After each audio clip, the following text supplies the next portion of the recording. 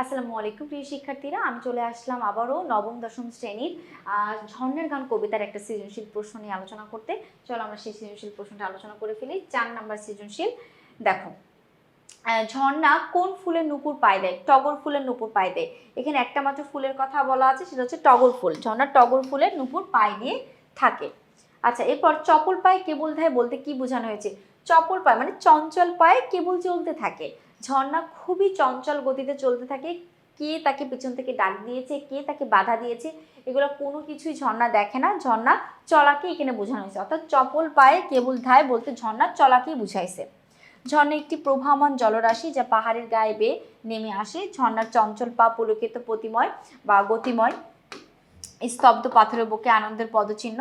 ঝর্ণা তার এই চলমান পথে চমৎকার ধ্বনি মাধুর্য সৃষ্টি করে। চঞ্চলমতি কোনো কন্যার মতো যেন সে ছুটে চলে। প্রশ্নোক্ত পঙ্ক্তিতে মূলত এই অভিরাম গতিময়তাকে বোঝানো হয়েছে। গেল খ নাম্বারটা। এবার গঘা দেখো, ঝর্ণার গান কবিতায় কোন দিকটি উদ্দীপকে উপস্থিত আলোচনা করো। দেখি কোন দিকটি উপস্থিত। সিলেটের মাধবকুণ্ড জলপ্রপাত স্রষ্টার এক অপর বিস্ময় সৌন্দর্যের লীলাক্ষেত্র যেন আচ্ছা, সিলেটের মাধবকুণ্ড জলপ্রপাত স্রষ্টার এক অপর বিস্ময় সৌন্দর্যের লীলাক্ষেত্র যেন পাহাড় থেকে দ্রুত নিচের যে জলরাশি নেমে আসছে তা দেখলে ছেলে বুড়ো সবারই চোখ জুড়িয়ে যায়। কোমল সুমিত্র পানি খেতে সেখানে অনেকে ছুটে যায়। ঝর্ণার গান কবিতায় কোন দিকটি উদ্দীপকে উপস্থিত আলোচনা করা হয়েছে সেটা একটু দেখবো আমরা। দেখো, ঝর্ণার গান কবিতায় পাহাড়ের বুক চিরে নেমে আসা ঝর্ণার গতি প্রকৃতির সৌন্দর্যের দিকটি উদ্দীপকে উপস্থিত হয়েছে। পাহাড় থেকে নেমে আসা, যখন সিলেটে গিয়েছে তার খুব ভালো লেগেছে ঝর্ণার সৌন্দর্য, অর্থাৎ পাহাড় থেকে ঝর্ণা যেভাবে নেমে আসে সেই সৌন্দর্য কথা এখানে বোঝানো হয়েছে। ঝর্ণার গান কবিতায় বলা হয়েছে চঞ্চল ঝর্ণা স্তব্ধ পাহাড়ের বুক চিরে বেয়ে চলে।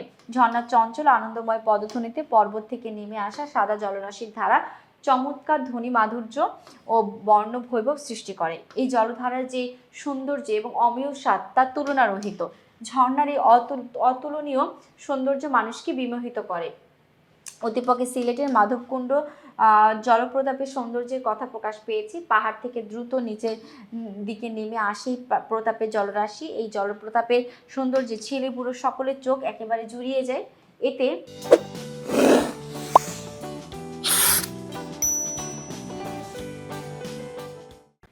এর সুমিষ্ট পানি খেতে ছুটে যায় অনেকে, তাই বলা যায় ঝর্ণার গান কবিতায় ঝর্ণার পাহাড়ের বুক চিরে বয়ে চলো সৌন্দর্যের দিকটি প্রকাশ পেয়েছে, যা উদ্দীপকে একেবারে উপস্থিত। আচ্ছা, এবার আমরা আলোচনা করব হচ্ছে আমাদের ঘ নাম্বার প্রশ্নটা। উদ্দীপকের সঙ্গে এই ঘ নাম্বার প্রশ্নটা কি আছে সেটা একটু দেখে যায়। ঘ নম্বর প্রশ্নতে আছে, উদ্দীপকে ঝর্ণার গান কবিতায় সমগ্রভাবে প্রতিফলন ঘটেছে কি? তোমার উত্তরের পক্ষে যুক্তি দাও। সমগ্র ভাবের প্রতিফলন ঘটেছে কি সেটা একটু আমরা দেখাবো। দেখো কি চাইছে আসলে ঘ নাম্বারটাতে।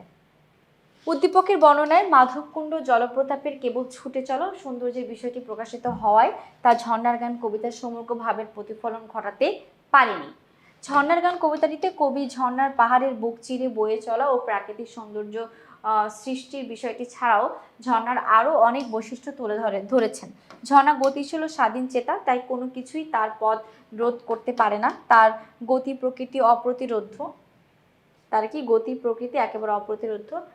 তার মনে কোনো ভয় বা সংখ্যা নেই। এছাড়াও কবিতাটি পাহাড়ি প্রকৃতি পরিবেশের নান্দনিক সৌন্দর্য সম্পর্কে আমাদের ধারণা দেয়।